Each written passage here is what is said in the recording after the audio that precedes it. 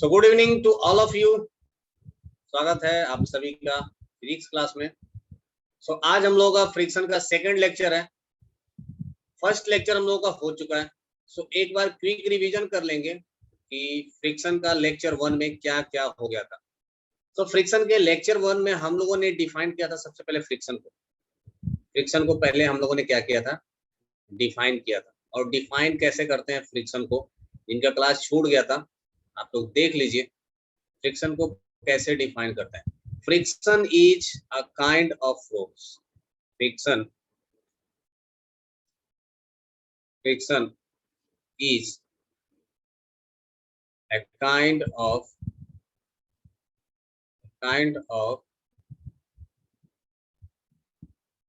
force. Friction is a kind of force which opposes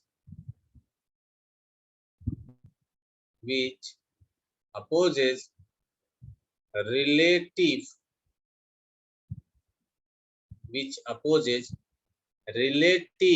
motion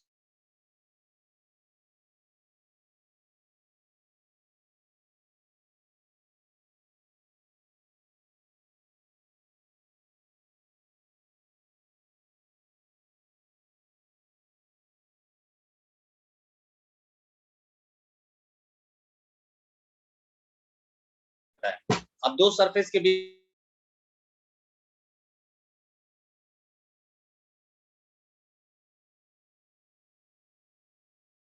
क्या है, एक palm दूसरे पाम के ऊपर क्या कर रहा है, स्लाइड कर रहा है।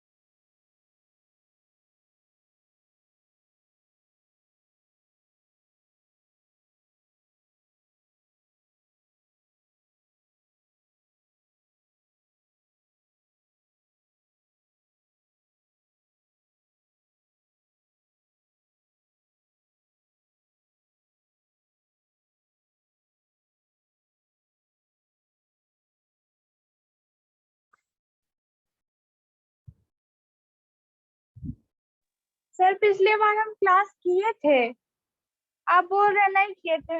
मैं की थी क्लास पिछले बार सर।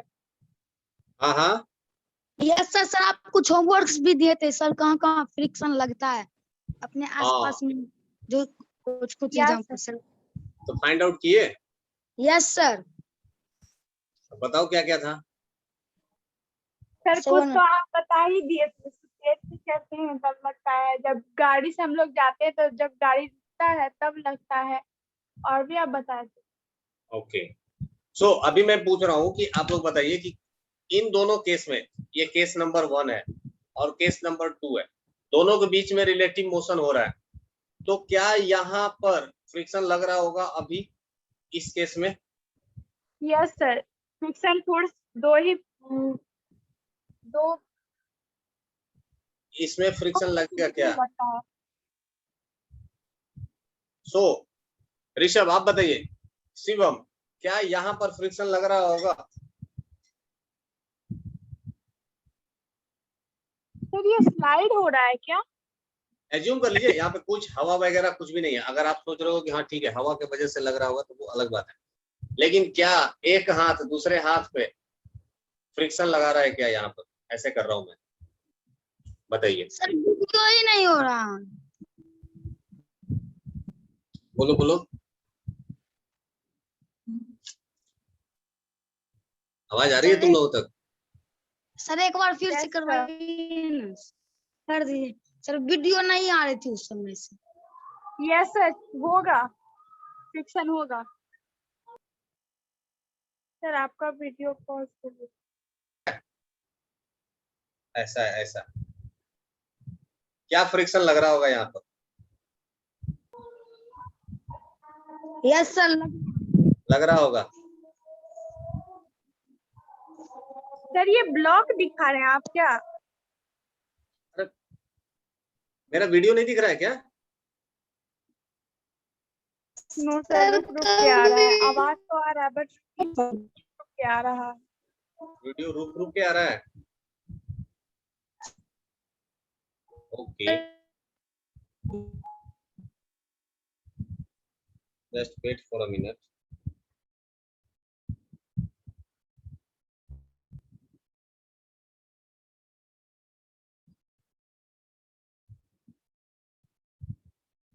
आजकल सब चीज गड़बड़ चल रही है।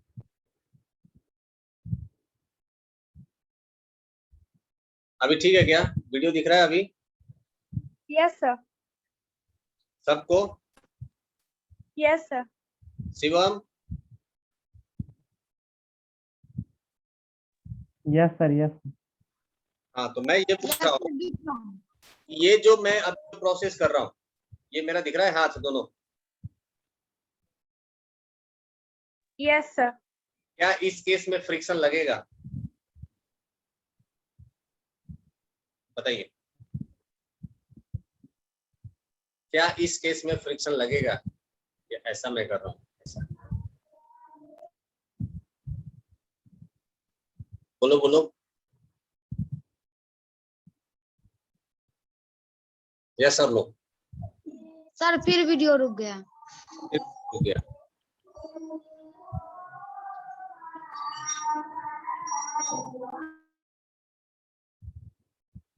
वीडियो दिखाई दे रहा है कि नहीं दिखाई दे रहा है? अभी भी नहीं दिखाई दे रहा है? सर दिखाई दे रहा है बट रुक रुक के दिखाई दे रहा है, क्लियर नहीं आ रहा है। Yes sir. एक प्लेट है, ये एक प्लेट बफरिंग कर रहा है सर। कर रहा है। स्क्रीन दिख रहा है? Yes sir. Yes sir. Video video computer दिख रहा है, कंप्यूटर। चलो, मैं बोल रहा हूँ कि ये एक सरफेस है, ये एक सरफेस है कुछ ऐसा, और इसके ऊपर ये एक ब्लॉक है, ये एक ऑब्जेक्ट है। सर ये कहाँ आ रहा है स्क्रीन? कंप्यूटर दिख रहा है।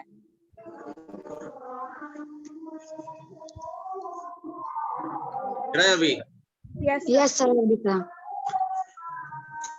बड़ी दिक्कत है भाई। म्यूट कर लो, म्यूट कर लो। ऋषभ? Yes sir. हाँ, आवाज आ रहा है पीछे से। गाना सुनो, गाना। सो मैं ये पूछ रहा था कि अगर ये मान लीजिए कि ये एक रोड है, ये एक ऐसा रोड है, और इसके ऊपर ये ऐसा कोई एक ऑब्जेक्ट है, इनके बीच में कोई कांटेक्ट नहीं है, नो कांटेक्ट, और ये ऐसा मूव कर रहा है, v वेलोसिटी से मूव कर रहा है, तो क्या इनके बीच में फ्रिक्शन फोर्स लगेगा या नहीं लगेगा? Yes sir. ओके, ऋषभ क्या बोलते हो? ऋषभ, लगेगा कि नहीं? यस सर लगेगा। लगेगा। Shivam, any idea? क्यों लगेगा? सर उसके दोनों बीच में सर रिलेटिव है। रिलेटिव मोशन हो रहा है। ओके, सो यहाँ पर एक डिफिनेशन में ये डिफिनेशन गड़बड़ है। Friction is a kind of force which opposes relative motion between two surface in, एक वर्ड ऐड कर लीजिए, कांटेक्ट, इन कांटेक्ट। अब बताओ लगेगा कि नहीं लगेगा?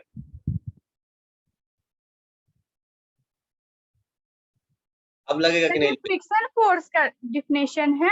बिल्कुल। सर पिछले बार तो आप लिखाए थे the force which opposes relative motion between two surface is called friction force. हाँ, तो अब यहाँ पर वो चीज ऐड कर लीजिए, इन कांटेक्ट।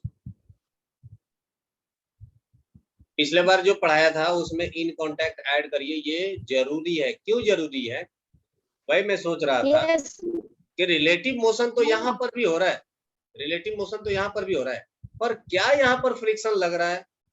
यहाँ पर फ्रिक्शन नहीं लगेगा। क्यों? क्योंकि इस सरफेस में और इसके सरफेस में कोई कांटेक्ट नहीं है। बेशक दोनों के बीच में रिलेटिव मोशन है, पर दोनों के बीच में कोई कांटेक्ट नहीं है ना? There is no contact. there is, होगा तभी फ्रिक्शन लगेगा। जब तक कांटेक्ट नहीं होगा तब तक फ्रिक्शन नहीं लगेगा। There is no contact between two surfaces, दोनों सरफेस के बीच में कोई कांटेक्ट नहीं है, two surfaces. Hence despite of, despite मतलब ये होते हुए भी, ऐसा होते हुए भी, despite of relative motion, despite of relative motion between ground and the box, friction will be zero, friction will be zero। ठीक है, दोनों के बीच में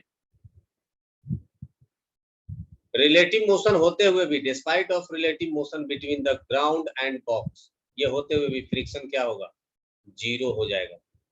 क्यों? क्योंकि देयर इज नो कांटेक्ट, ये इंपॉर्टेंट है, दोनों के बीच में कोई भी कांटेक्ट नहीं है, इसलिए there is no contact between the two surfaces.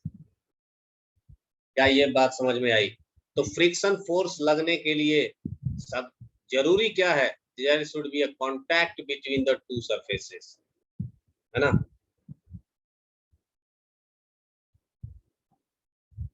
there should contact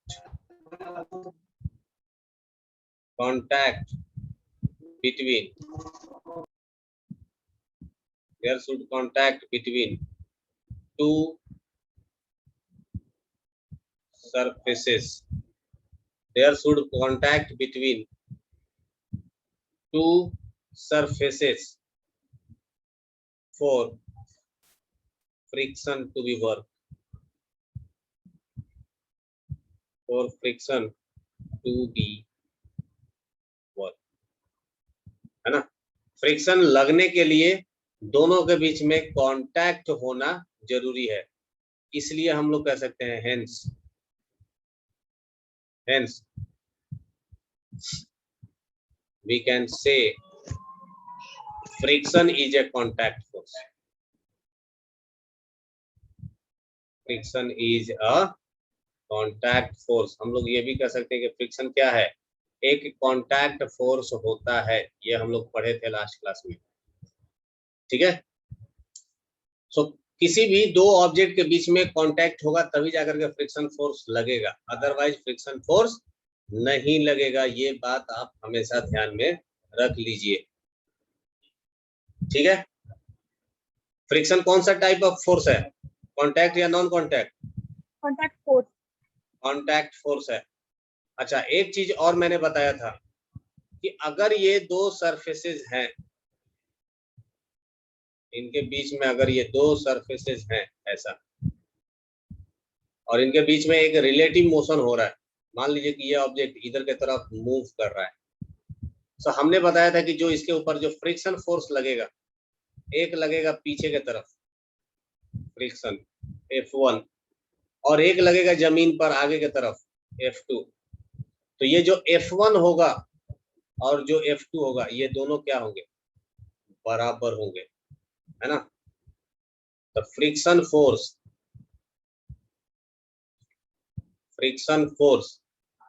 acting on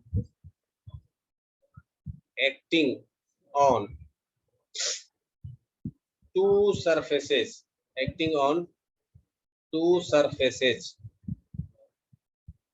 are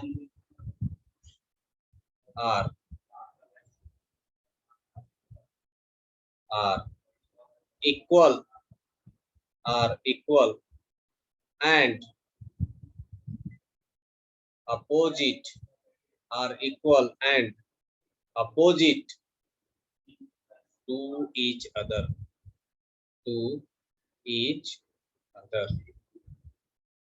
equal and opposite to each other। ठीक है, अच्छा, फोर्स एंड प्रेशर का आप लोगों का स्कूल का जो बुक है वो क्वेश्चंस आप लोगों का सारे सॉल्व हो गए क्या?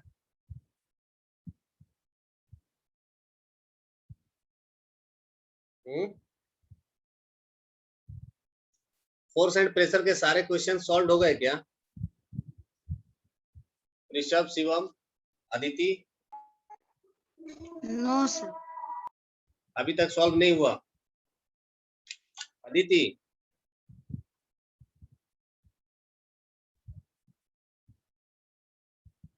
Hello, yes sir. सॉल्व की? नो, अभी तक सॉल्व नहीं किए। शिवम, सॉल्व हो गया क्या? सर पूरा नहीं हुआ। पूरा नहीं किए हैं। मुझे एक फाइनल डेट आप लोग बताइए, कब तक कंप्लीट हो जाएगा? याद भी होना चाहिए, सिर्फ छापा छपाई का कार्यक्रम नहीं चलेगा, आपको याद भी होना चाहिए, साथ में लिखा हुआ भी चाहिए। कब तक डेट? आज है सर 25। आज है 23 तारीख, आज है 23। Give me a final date. एक ये डेट दीजिए जिस दिन आप मुझे सब कुछ सुनाएंगे, मैं पूछूंगा और आप लोग बताएंगे भी। 25, 24, नेक्स्ट क्लास कब है? 25। 25। मेरा नेक्स्ट कब है?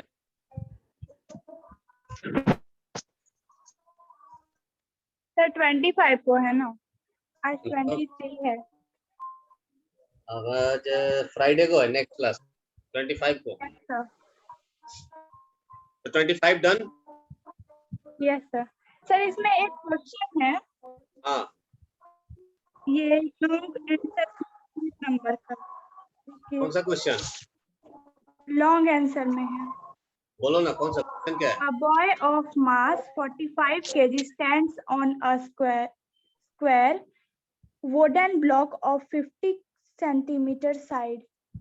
Calculate the pressure exerted by the boy on the block. On the block. हाँ, ठीक है, तो बॉय का मास कितना है? बॉय का मास है 45 kg। 45 केजी। तो इसका वेट कितना हो जाएगा? सर इसमें वुडन ब्लॉक का भी दिया हुआ है, वुडन ब्लॉक का मास कितना है? मास नहीं साइड दिया है, 50 है? Centimetre side. साइज दिया है ना, मास नहीं दिया ना वुडन ब्लॉक का। नहीं, इसका मतलब ये ब्लॉक कुछ ऐसा होगा, ये ब्लॉक कुछ इस तरह का रहा होगा, होगा ना। और इसके ऊपर एक लड़का खड़ा है ऐसा, ये लो खड़ा हो गया।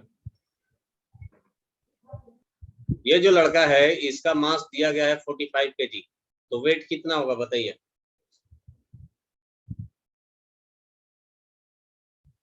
बोलो बोलो।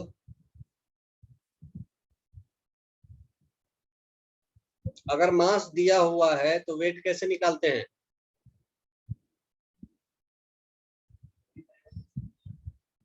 भूल गई, भूल गई एकदम लड़की। नोट्स लिखी हो?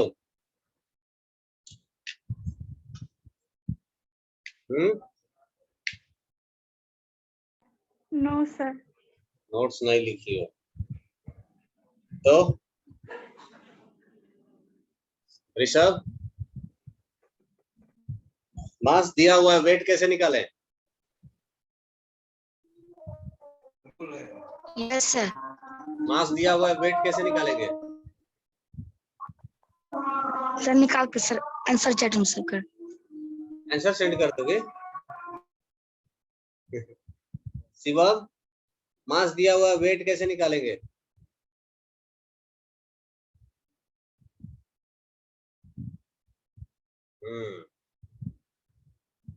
तो प्रेशर आप लोगों को रिवाइज करना है, प्रेशर आप लोगों को रिवाइज करना है। अच्छा जरा देखो तो प्रीवियस वाला कितना याद है। फ्रिक्शन हम लोग आगे बाद में पढ़ेंगे, पहले एक बार पूछ तो लेता हूँ। ये हाल है, तुम लोग आगे आगे पढ़ते जाओ, पीछे पीछे भूलते जाओगे तो फिर समस्या है।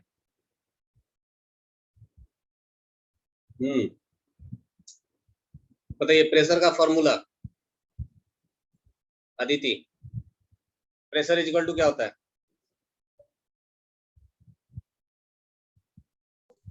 Sir pressure is equal to होता है newton per metre square. Newton per metre square, ये फॉर्मूला है।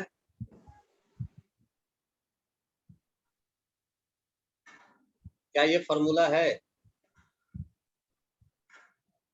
नो सर, ये फॉर्मूला नहीं है। फॉर्मूला है pressure is equal to force by area. Force by area, area. ठीक है।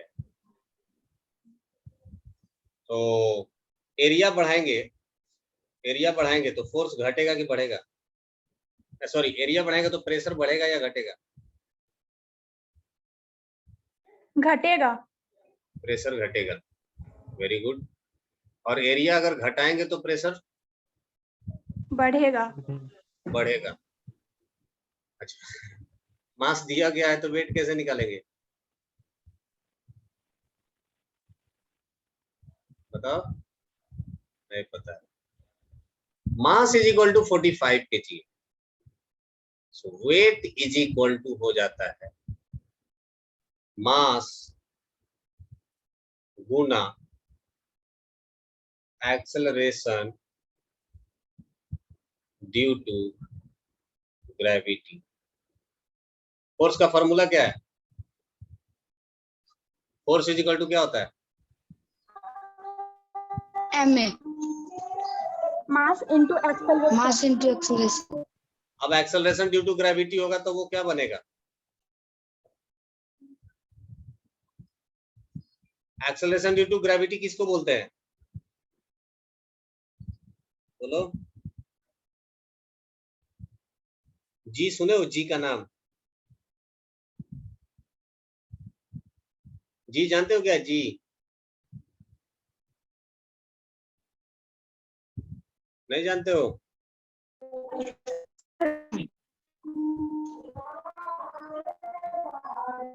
को हम लोग बोलते हैं acceleration due to gravity. Acceleration due to gravity. और इसका वैल्यू कितना होता है? 10 मीटर पर सेकंड स्क्वायर। क्या ये बात नहीं जानते थे पहले?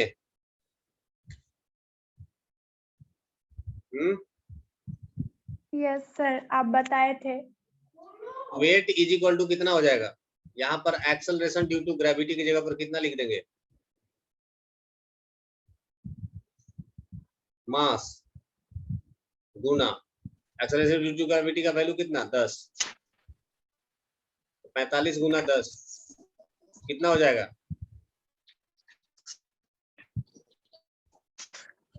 450। यूनिट क्या लिखे? यूनिट ऋषभ, यूनिट क्या होगा इसका वेट का? सर मीटर में। मीटर में। Shivam?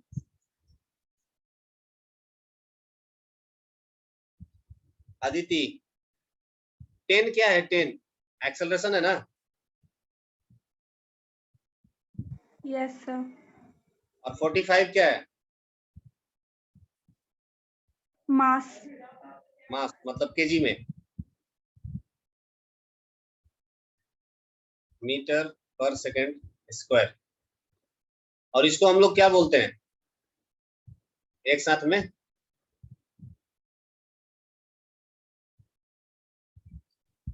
Force is equal to metre per second square. इसको न्यूटन लिख सकते हैं क्या?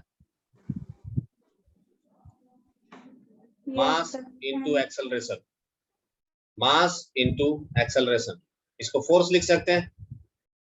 और फोर्स का यूनिट क्या होता है? न्यूटन। तो इसको भी हम लोग क्या लिख देंगे? न्यूटन। क्या तुम लोगों को समझ में आया कि नहीं? हाँ या ना बोलो? Yes sir. Yes sir. So mass का यूनिट केजी होता है, लेकिन वेट का यूनिट क्या होता है? वेट का यूनिट क्या होता है? न्यूटन, हमेशा याद रखना। वेट क्या है? This is weight is nothing but a kind of force. ये एक बल है। वेट बदल सकता है, मास नहीं बदल सकता, ये याद रखिएगा, है ना। तो ये आम बोलचाल के भाषा से थोड़ा हटके है। हम लोग नॉर्मली डेली लाइफ में बोल देते हैं कितना वेट हुआ, बोल देते हैं 50 kg। एक्चुअल में वो वेट नहीं है, वो मास है। आई बात समझ में? वेट न्यूटन होता है, न्यूटन। सर मास ही ना केजी में आता, तो वो जो वेट तो फिर क्यों बोलते हैं? बस बोल देते हैं, बोलचाल की भाषा है हमारे, कुछ भी बोल सकते हैं, लेकिन फिजिक्स में नहीं बोलते हैं। आम बोलचाल के भाषा में कभी डिस्प्लेसमेंट पढ़े हो? नहीं ना, लेकिन फिजिक्स में डिस्प्लेसमेंट होता है।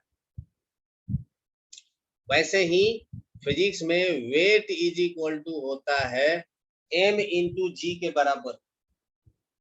m हो जाता है मास। अब इसे मान लो कि कोई ऑब्जेक्ट होगा जो कि 15 kg का होगा, उसका वेट कितना हो जाएगा? जल्दी बोलो। अगर कोई ऑब्जेक्ट 15 kg का है, उसका वेट कितना होगा?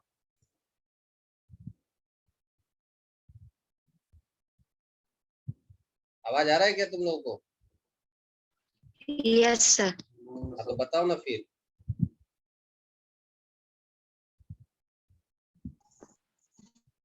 कितना होगा? सर 50,000। 15,000। 15 गुना 10 15,000 होता है। 150। हैं? बोलो बोलो।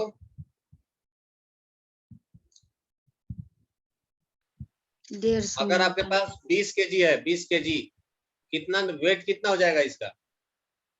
200। Sir 200 Newton. 200 न्यूटन। 40 kg है तो 400 Newton. 400 Newton.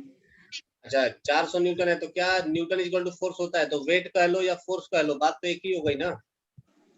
Yes sir. Yes sir. अब ये जो ब्लॉक था जो आपके क्वेश्चन में है, इस ब्लॉक के ऊपर ये एक लड़का खड़ा है और इसका वेट है 45 kg। इसका मतलब ये कितना फोर्स लगा रहा होगा इस ब्लॉक के ऊपर? Sir 450 Newton. 450 न्यूटन का, क्योंकि पक्का? Yes sir. तो ये नीचे की तरफ लगा रहेगा डाउनवर्ड डायरेक्शन में। कितना? m इंटू जी बोले तो 450 न्यूटन। इसलिए बोलता हूँ नोट्स बनाया करो, नोट्स में ये सारे क्वेश्चंस कराए गए हैं।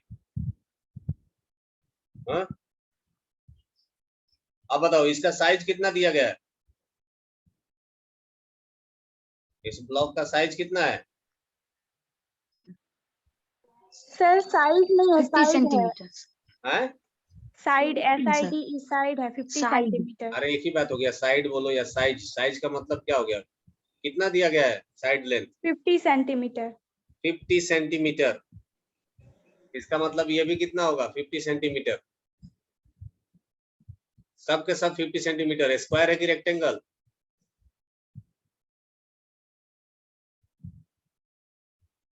ये स्क्वायर हुआ कि रेक्टेंगल? Sir rectangle. रेक्टेंगल और स्क्वायर में क्या डिफरेंस है? सर इसमें स्क्वायर दिया है, square wooden block. Square wooden block होगा ना, जिसका सारा साइड बराबर हो उसको स्क्वायर ही तो बोलते हैं। Yes sir. एरिया कितना होगा स्क्वायर का? Side square. Side square, side कितना है? 50 सेंटीमीटर। 50 का स्क्वायर कितना होगा? क्या बोले सर? 100। 50 का स्क्वायर कितना होगा? 250। 2500। 250। 250 होगा कि 2500 होगा? 50 गुना 50, एक जीरो और एक जीरो, 2 जीरो होगा ना यहाँ पे। ये आएगा सेंटीमीटर स्क्वायर में। अच्छा, ये जो फॉर्मूला जो बताया था वहां पर एरिया, एरिया का यूनिट क्या होना चाहिए? Metre square. मीटर स्क्वायर क्या आया? मीटर। सर सेंटीमीटर को मीटर में बदलेंगे। कैसे बदल देंगे बताओ?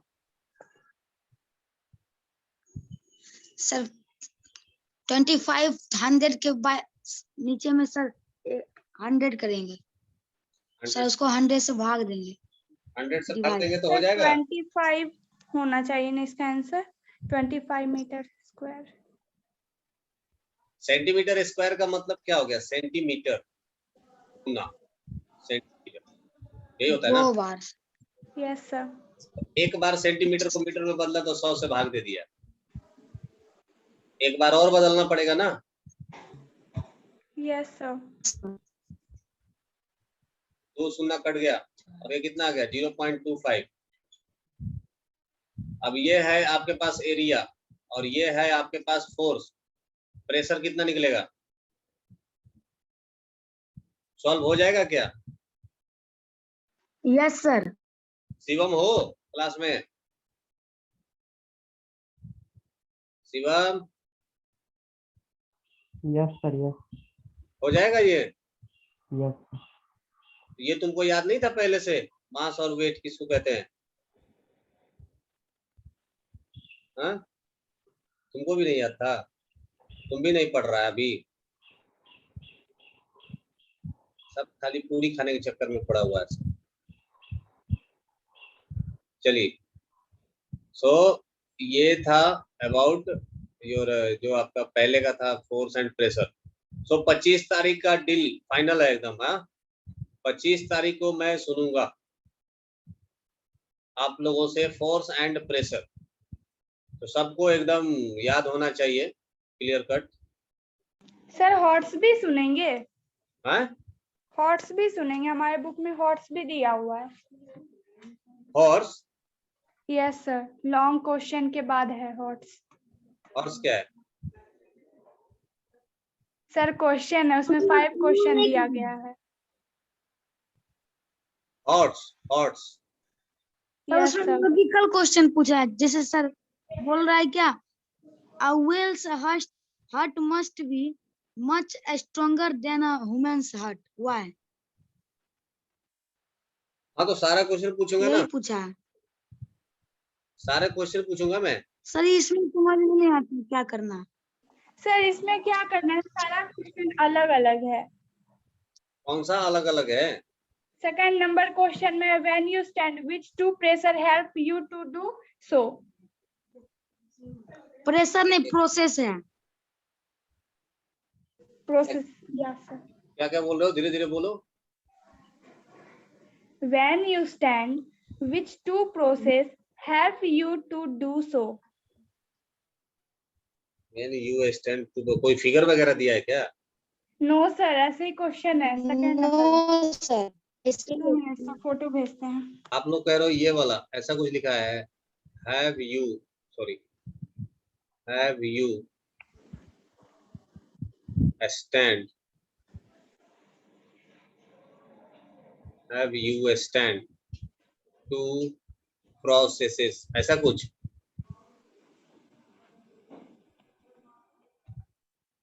क्या है? फोटो खींच के भेजो ना ग्रुप पे। सर भेजे। ओके, मैं देखता हूँ अभी।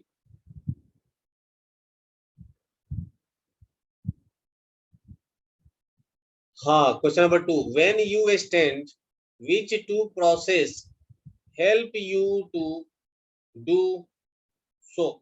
जब आप खड़े होते हो, when you stand which two process help you to do so, आपको खड़ा होने के लिए कौन सा 2 प्रोसेस आपको मदद करता है? एक एक पहला चीज ये है कि जब आप जमीन पे खड़ा होते हो, जमीन पे आप खड़ा रहते हो, ऐसा कौन सा 2 प्रोसेस आपको मदद करता है खड़ा रहने के लिए? सर एक कांटेक्ट फोर्स। कॉन्टैक्ट फोर्स और gravitational. And second gravitational force. पहला तो होता है ग्रेविटेशनल फोर्स, जो आपके ऊपर नीचे की तरफ फोर्स लगा रहा है ना, यस सर। ग्रेविटी। और दूसरा कौन हो और सर जाएगा? दोनों sir contact contact. Force. Contact force क्या दोनों बोल सकते हो कि नॉर्मल फोर्स जो कि ग्रेविटेशनल फोर्स को बैलेंस कर देता है, नॉर्मल फोर्स, ठीक है, जो आपको खड़ा रहने में मदद कर रहा है, नहीं तो हम लोग उड़ जाते हवा में ना। और कौन सा, how do you think density of a liquid related first to, number बताइए, हाँ फर्स्ट नंबर बता दिए। A whale's heart must be much stronger than a human heart pressure, क्यों? देखो वेल मछली बड़ी है, हैं? और ह्यूमन छोटा है, यस तो ये है ह्यूमन और ये है वेल मछली का। अब होता क्या है, वेल मछली का शरीर बड़ा है तो यहाँ पर ब्लड जो होगा वो क्या होगा, ज्यादा सर्कुलेट होगा, ब्लड का क्वांटिटी क्या होगा, क्वांटिटी बहुत ज्यादा होगा, very high, blood quantity very high. इसके लिए हार्ट को ज्यादा प्रेशर लगाना पड़ता होगा इस पूरे ब्लड को बॉडी में पंप करने के लिए, करता होगा ना। हार्ट क्या करता है, चारों तरफ ब्लड को पंप करता है सभी डायरेक्शन में, यही करता है ना हार्ट। यस सर, यहाँ से भी अगर ह्यूमन का भी अगर हम लोग हार्ट बना दें तो ये चारों तरफ यहाँ से वेन निकले रहते हैं, सब जगह वेन एंड आर्टरी होता है, तो सब जगह ब्लड को क्या कहता है, पंप किया जाता है। सो चूंकि वेल मछली का शरीर बहुत बड़ा है तो यहाँ पर क्या चाहिए होगा, वेल मछली में हाई प्रेशर चाहिए, हाई ब्लड प्रेशर होता होगा, हाई ब्लड प्रेशर, है ना। जबकि ह्यूमन का क्या होता होगा, low blood pressure, low blood pressure compare to what, whale मछली, वेल। आई बात समझ में? इंसान का ब्लड प्रेशर क्या होता है, कम होता है वेल मछली के ब्लड प्रेशर से, इसलिए वेल मछली का जो हार्ट है या जो उसके नस होंगे, नर्व का जो वॉल होता है वो मजबूत होना चाहिए, नहीं तो क्या हो जाएगा, इतना हाई प्रेशर नर्व झेल नहीं पाएगा और ब्लड स्पिल हो जाएगा बाहर, फट जाएगा, नस फट जाएगा, फेफड़ा फट जाएगा, ऐसे ही। सही है क्या, समझ में आया? Yes sir. Next sir question, तो बायोलॉजी का क्वेश्चन है, ये बायोलॉजी है, तो बायोलॉजी और फिजिक्स अलग अलग थोड़ी है। देखो साइंस सब एक दूसरे से जुड़े हुए हैं, कोई साइंस अलग नहीं है, क्योंकि फील्ड बहुत बड़ा बड़ा है इसलिए हम लोगों को अलग अलग पढ़ना पड़ता है। अभी मैं ही आपको मैथ भी नहीं पढ़ा, मैं आपको मैथ्स पढ़ाऊं, मैं आपको फिजिक्स पढ़ाऊं, मैं आपको बायोलॉजी पढ़ाऊं, इतना बड़ा फील्ड है कि मैं खुद पूरा नहीं पढ़ सकता, सब कुछ मैं आपको एक्सप्लेन नहीं कर सकता बायोलॉजी का, है ना। पर ऐसा नहीं है कि प्रकृति, क्या नेचर मानता है क्या कि ये बायोलॉजी है और ये फिजिक्स है, ये मैथ है? नेचर को ये सब कुछ नहीं पता, नेचर सब कंबाइंड है, वहां पर फिजिक्स के भी नियम लगते हैं, वहां पर केमिस्ट्री का भी नियम लगता है। आपको पता है बायोलॉजी का मतलब 50%, बायोलॉजी कंसिस्ट 50% केमिस्ट्री, 50% केमिस्ट्री होता है बायोलॉजी में। जितने भी आपके प्रोसेसेस होते हैं, जितना भी मेटाबॉलिक प्रोसेस होता है, जितना भी इंजाइम होता है, सब के सब एक केमिकल फार्मूला के ऊपर बेस्ड है, सब जगह केमिकल फार्मूला लग रहा होता है, तो सब आधा केमिस्ट्री से बना हुआ है। बॉडी के अंदर जितने भी मोशन होते हैं, है ना, बायोलॉजी है तो कोई कोई में कोई ऑब्जेक्ट जो लिविंग है उसमें मोशन होता है, कहीं पर मोशन नहीं होता है, जैसे प्लांट में मोशन नहीं होता है, बट जो मूवेबल है, जो घूम सकते हैं, उनमें मोशन होता है, and this motion can be governed by physical laws,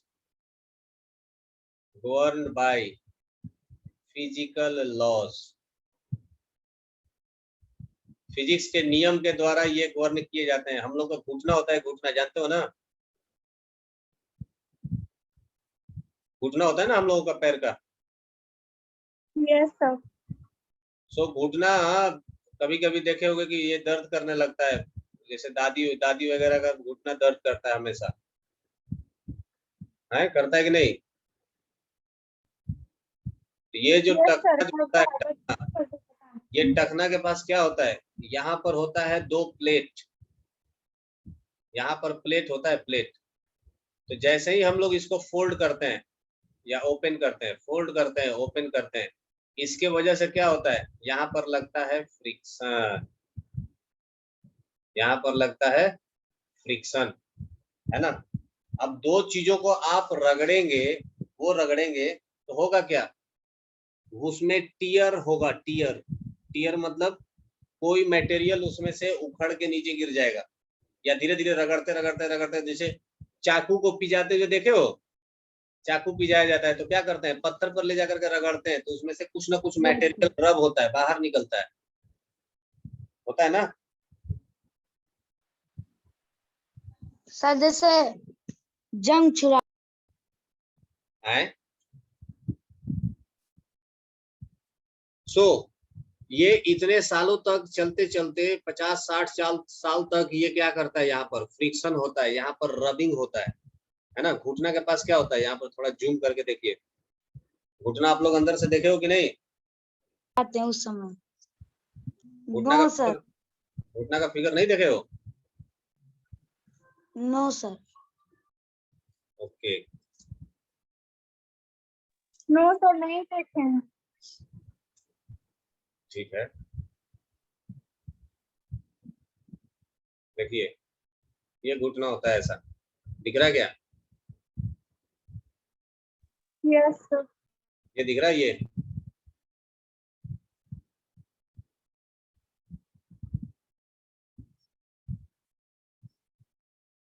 देख रहे हो, ये एक्चुअल हड्डी है ये, ये सर बोन बोन है। ग्राफ्ट जहाँ लिखा हुआ है वो वाला देखे हैं, क्या हो गया, जहाँ बोन ग्राफ्ट लिखा हुआ है ना वो वाला देखे हैं। अब देखो ये जो पोर्शन जो दिख रहा है ना यहाँ पर, ये एक बोन है, और ये एक बोन था नीचे वाला, कहाँ गया, देखो मैंने टच कर दिया उसको, देखो ये जो ऊपर वाला जो बोन है ये वाला आ रहा है, और ये जो नीचे वाला बोन है, तो जब हम लोगों का बेंड होता है, हम लोगों का पैर बेंड होगा या ओपन होगा, बेंड होगा ओपन होगा, तो यहाँ पर क्या होगा, यहाँ पर इस पोजीशन पर होता है फ्रिक्शन, यहाँ पर लगता है फ्रिक्शन। तो ये बार बार open fold open fold open fold करते करते ये चीजें क्या हो जाता है, ये जो प्लेट होता है ना ये घिस जाता है ना। अगर चीजों को बार बार रगड़ोगे तो वो क्या हो जाएगा, धीरे धीरे घिस ही तो जाएगा, तो घिसते घिसते घिसते घिसते वहां पर वो कम हो जाता है, छोटा हो जाता है, छोटा होने के कारण क्या हो जाता है, फिर ये दर्द देना स्टार्ट हो जाता है, पेनफुल होता है, ये दर्द देता है, ठीक है। तो कितनी चीजें मैं दिखाऊं, देखो ये चीजें दिख रहा है, ये हड्डी और ये हड्डी दोनों आपस में यहाँ पर क्या कर रहे हैं, टकरा रहे हैं, दोनों के बीच में क्या होगा, फ्रिक्शन होगा। इनके बीच में एक लिक्विड होता है जिसको हम लोग बोलते हैं मेनिस्कस, मेनिस्कस मतलब ये लुब्रिकेशन का काम करता है। लुब्रिकेशन मतलब जानते हो, जो काम कैरम बोर्ड खेलते समय पाउडर करता है ना, चिकनाहट, ऑयल तेल लगा दिया तो वो क्या हो जाएगा, चिकना हो जाएगा। तो मेनिस्कस होता है, मेनिस्कस क्या करता है, इसको लुब्रिकेंट की तरह काम करता है। आई बात समझ में, समझ में आ गया क्या? तो कहने का मतलब ये है, हम लोग ये स्टार्ट कहाँ से किए थे कि हाँ, कि बायोलॉजी के अंदर जो मोशन होता है ना, मोशन, ये सब के सब गवर्न किए जाते हैं किसके द्वारा, फिजिकल लॉज के द्वारा। तो ऐसा मत समझो कि फिजिक्स अलग है, बायोलॉजी का अलग है, वहां पर दूसरे नियम लग रहा होगा, यहाँ पर दूसरा नियम लग रहा होगा, ऐसा कुछ भी नहीं है, करेक्ट।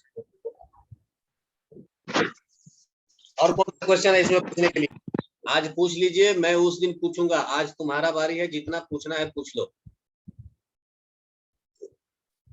सर हॉर्ट्स का सारा क्वेश्चन बता दीजिए ना। है, हॉर्ट्स का सारा क्वेश्चन बता दीजिए ना। हॉर्ट्स का सारा क्वेश्चन बता दीजिए ना, okay. So question number 3, question number 3 HOTS का ये, how do you think density of liquid is related to its pressure. मैंने बताया था कि ये अगर पानी है, पानी पानी, सर नहीं आ रहा है स्क्रीन पे गूगल आ रहा है, गूगल। गूगल गूगल दिख रहा है। Yes sir. मान लीजिए कि ये बॉक्स के अंदर आपने पानी भर दिया और इस बॉक्स का डेंसिटी, डेंसिटी मतलब हो जाता है मास अपॉन वॉल्यूम। डेंसिटी का मतलब हो जाता है मास अपॉन वॉल्यूम। हर एक ऑब्जेक्ट का अपना एक डेंसिटी होता है। सो ये लिक्विड है, लिक्विड, लिक्विड का कुछ डेंसिटी है।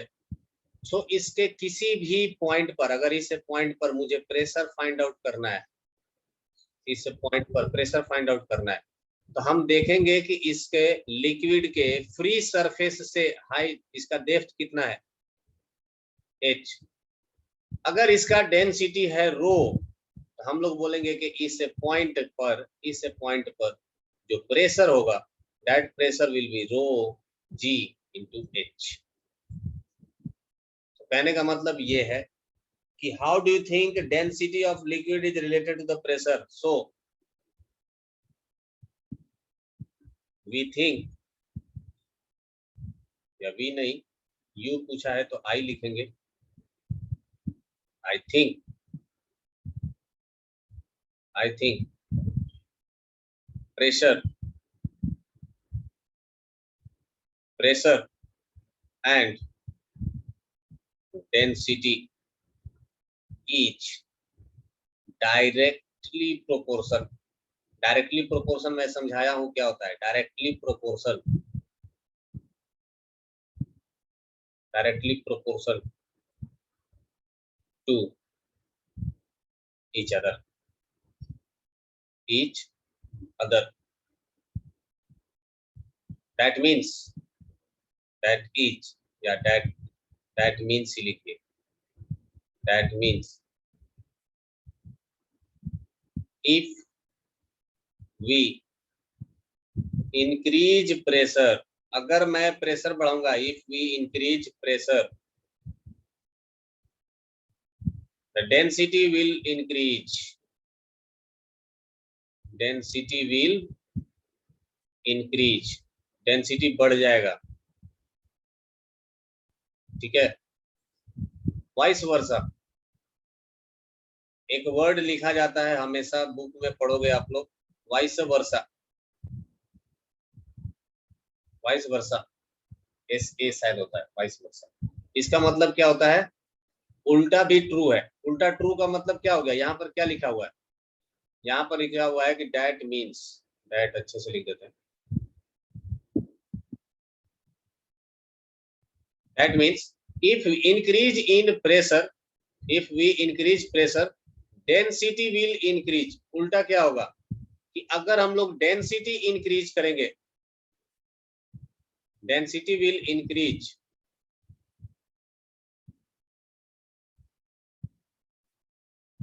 will increase in pressure, will increase in pressure। ये प्रेशर क्या कर देगा, बढ़ा देगा। ये है क्वेश्चन नंबर 3।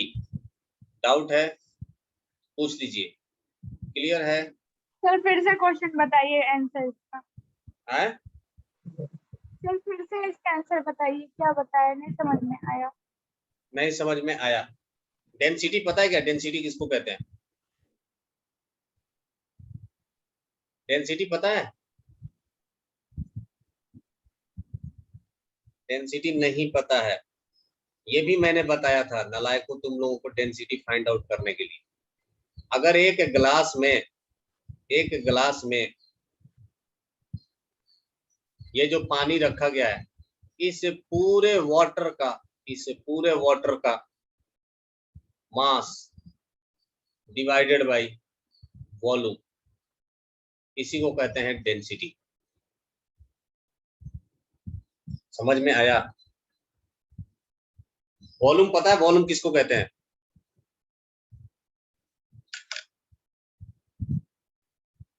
वॉल्यूम पता है क्या, यस।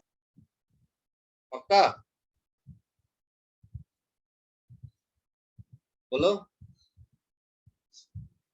अच्छा एक रुई ले लो, रुई इतना बड़ा में, तुम लोगों का ये एक प्रॉब्लम है, आता है तो बोलते हो, नहीं आता है तो ना नहीं बोल सकते कि हमको नहीं आता है। अबे नहीं आता है तो ना बोलो ना, टाइम वेस्ट क्यों करते हो हमारा इंतजार करा करके कि हाँ सर आप अपने से समझ जाइए कि हमको नहीं आ रहा है। अबे आता है तो यस बोलो, नहीं आता है तो आगे बढ़ाऊंगा, बताऊंगा तुम्हें।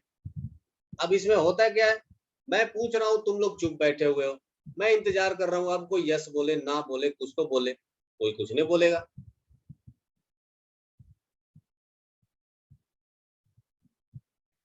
ये एक बॉल है, बॉल किसका, रुई का, रुई, और एक बॉल है किसका, लोहा का,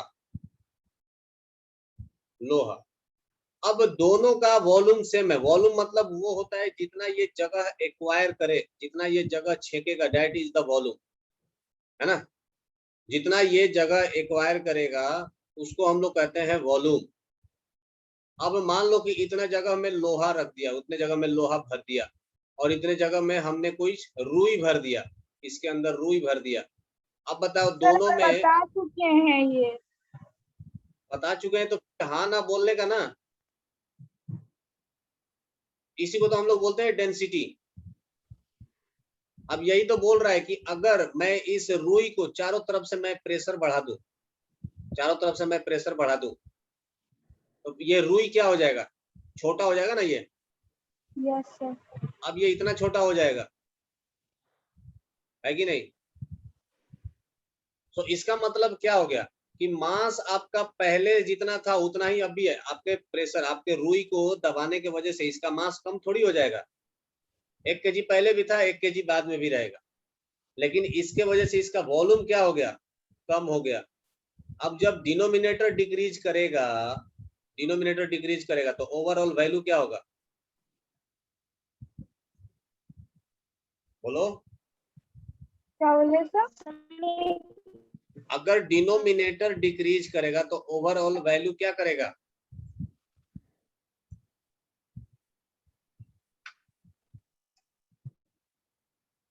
सर वो इंक्रीज होगा तो इंक्रीज होगा।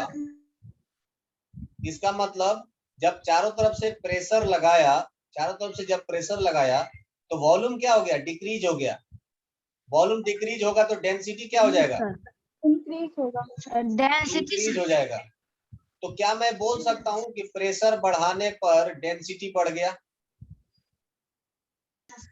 Yes sir. वही तो मैंने लिखा है कि that means if we increase pressure density will increase, है ना, या वाइस वर्सा, उल्टा, अगर डेंसिटी बढ़ाएंगे तो प्रेशर बढ़ जाएगा, दोनों में से कोई एक सही है। समझ में आया। Yes sir. Yes sir. ये था क्वेश्चन नंबर 3। नेक्स्ट है question number 4। The fountain below the beams of a building is much wider than the walls. What could be the reason? घर बनते हुए देखे हो कभी, घर, यस सर। Yes sir. घर का ये अगर दीवार है 10 इंच का, अगर दीवार बनता है तो इसका जो फाउंडेशन होता है ना, ये 20 इंच का बनाया जाता है, ये ऐसा कुछ फाउंडेशन बनता है। और अगर जमीन थोड़ा सा ये है गीला टाइप का है, मतलब बराबर नहीं है, तो थोड़ा सा और इसको फैला दिया जाता है ना। अगर घर आप नदी के किनारे बना रहे हो तो 3 फाउंडेशन ले जाइए, चौड़ा 3 गुना लेके चले जाइए। इसका मतलब क्या है, हम लोग क्या कर रहे हैं, ये पूरा जो घर है, घर का वेट कितना एरिया पर आ जाएगा, इतना पर आएगा, आएगा कि नहीं आएगा, घर का वेट आएगा ना इतना पर।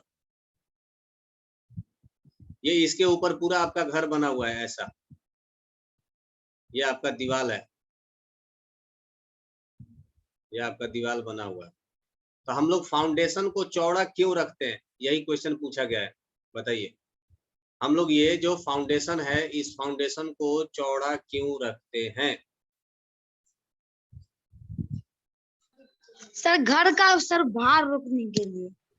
है भार रोकने के लिए। ऐसा क्या हो जाएगा चौड़ा रोकने से? अगर मान लो कि दीवार कुछ ऐसा होता, दीवार कुछ ऐसा होता, चौड़ा नहीं होता, ऐसा नुकीला बना देंगे, तब क्या होगा? सर नीचे वाले से टूट जाती सर, तब घर भी ये टूट धंस जाएगा मिट्टी में, मिट्टी में धंस जाएगा ना ये। यस क्यों? सर, धस जाएगा। जाती। क्योंकि इस पॉइंट का एरिया कम है, तो प्रेशर क्या हो जाएगा? बहुत ज्यादा, है ना। तो ये जितना इसका वेट है पूरे दीवार का, ये पूरा का पूरा वेट इस पॉइंट पर पड़ेगा, तो ये प्रेशर काफी हाई हो जाएगा। प्रेशर हाई होगा तो ये मिट्टी में क्या हो जाएगा? धंस जाएगा, हाँ कि नहीं? लेकिन क्या हमको दीवार को मिट्टी के अंदर धंसाना है?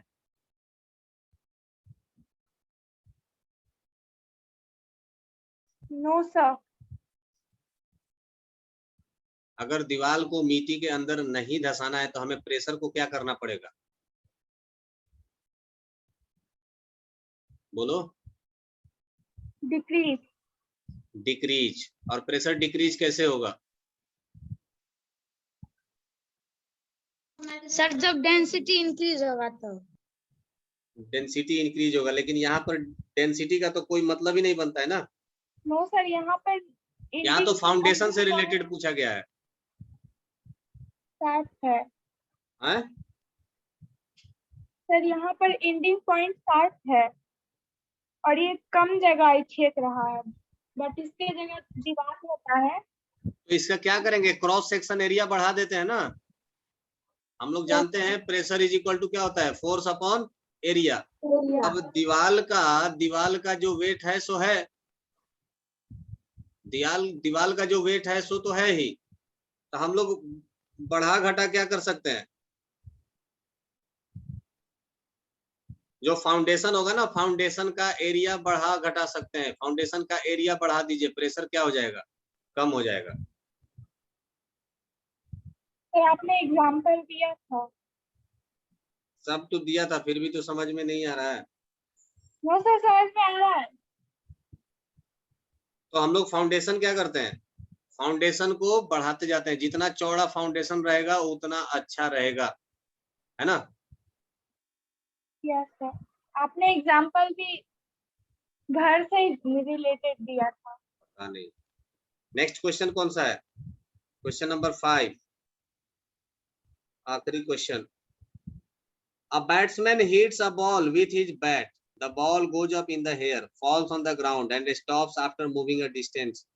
What different forces acting on ball? जब बॉल हवा में रहेगा तो अलग अलग कौन कौन सा फोर्स लगेगा, ये हमें बताना है। देखो, पहला तो यहाँ पर बैट्समैन अपने बैट से मारेगा, ये रहा बॉल और बॉल को मारा इधर, तो पहले तो वो क्या लगाएगा? पहला लगाएगा मस्कुलर फोर्स, ये लगाएगा ना। अब जैसे छोटा सा बच्चा है, छोटा सा बच्चा बेचारा कितना बल लगा सकता है? छोटा सा बच्चा कितना दूर फेंक सकता है?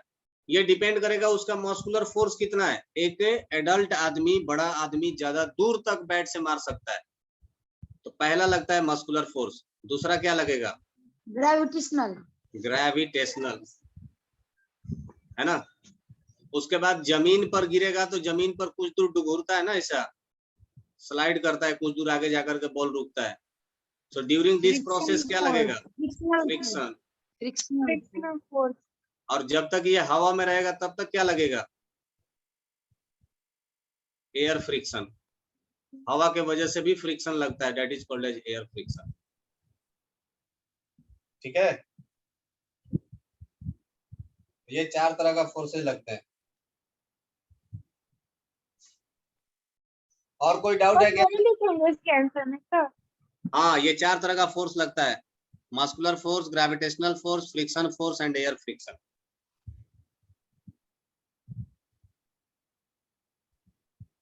बोलो, और कोई डाउट किसी को, कोई समस्या? तो सर इसको आंसर में कैसे लिखेंगे? A batsman hits a ball इसका आंसर में देखिएगा, देखो आंसर लिखने का तरीका क्या होता है, जो क्वेश्चन में दिया है ना वहीं से आंसर भी स्टार्ट होता है। जो आपके क्वेश्चन में दिए गए हैं आंसर उन्हीं वर्डों से स्टार्ट होता है, उन्हीं वर्ड्स को पकड़ा जाता है।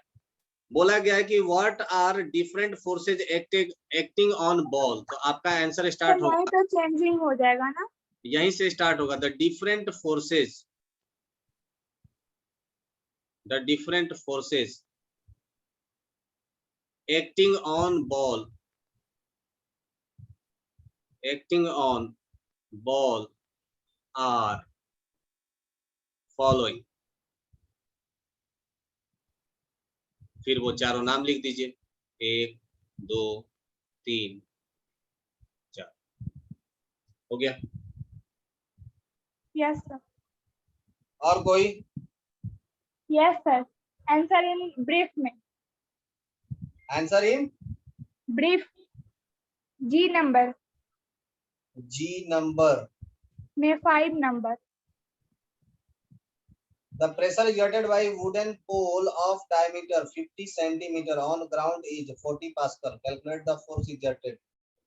ये बताया था लास्ट क्लास में भी।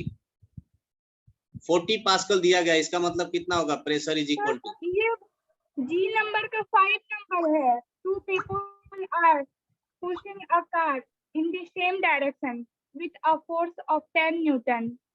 हाँ, what is the net force experienced by the car? The two people are pushing a car in the same direction with the force of 10 Newton. पागल, इस तरह का क्वेश्चन नहीं करवाया है। ये एक कार है और दो आदमी एक ही डायरेक्शन में फोर्स लगा रहे हैं 10 न्यूटन और 10 न्यूटन का, तो नेट फोर्स कितना होगा? 20 न्यूटन। फिर यस सर, हो गया हम। चलिए 5 बजे से आप लोगों का क्लास भी है ना? Yes sir. मैथ्स का। ओके, तो नेक्स्ट क्लास में पढ़ के आना, तैयारी करके। Bye bye.